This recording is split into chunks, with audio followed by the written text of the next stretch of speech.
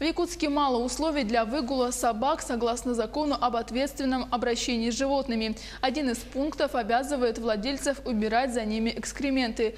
Готовы ли к этому владельцы собак, узнавала Анастасия Данилова.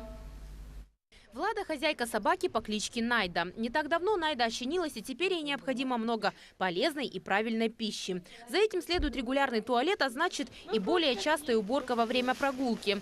Все бы ничего, но насладиться минутами воли вне четырех стен собаки и ее владелице мешают чужие пометы. Я выгуливаю Найду 2 раза в день, утром и вечером, до работы, после работы. А для уборки, полиэтиленовый целлофанчик и одноразовые перчатки.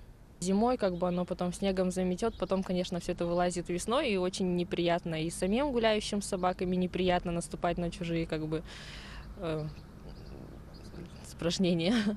Вопрос утилизации отходов жизнедеятельности собак не до конца урегулирован, поскольку их требуется хранить отдельно от остатков пищи. Соответственно, пакеты нельзя выбрасывать в обычные урны, а специализированные док-боксы пока мало распространены. Отдельные урны, куда можно выкинуть полиэтиленовый мешочек с какашкой собачки.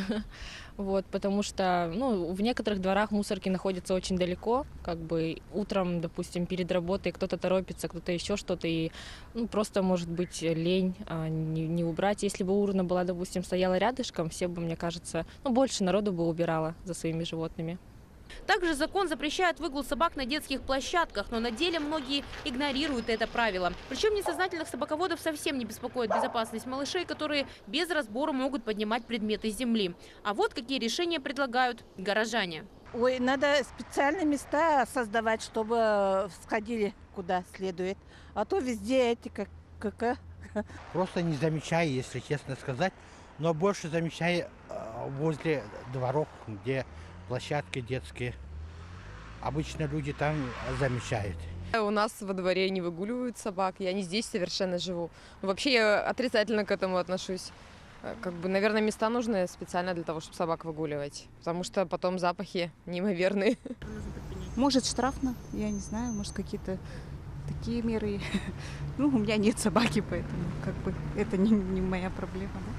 По мнению большинства опрошенных, одним из решений проблемы с собачьими отходами они считают создание в городе специализированных участков для выгула животных. В Европе и центральных городах России это давно уже не болезненный вопрос, а закоренелая годами практика. Только в этом случае можно избежать внезапного столкновения с фекалиями на газонах, площадках и других непредназначенных для этого локациях. Собаководам, в свою очередь, необходимо просто брать с собой на прогулку совки, лопатки, пакеты и другие приспособления. Анастасия Данилова, Павел Пахомов, Якутск.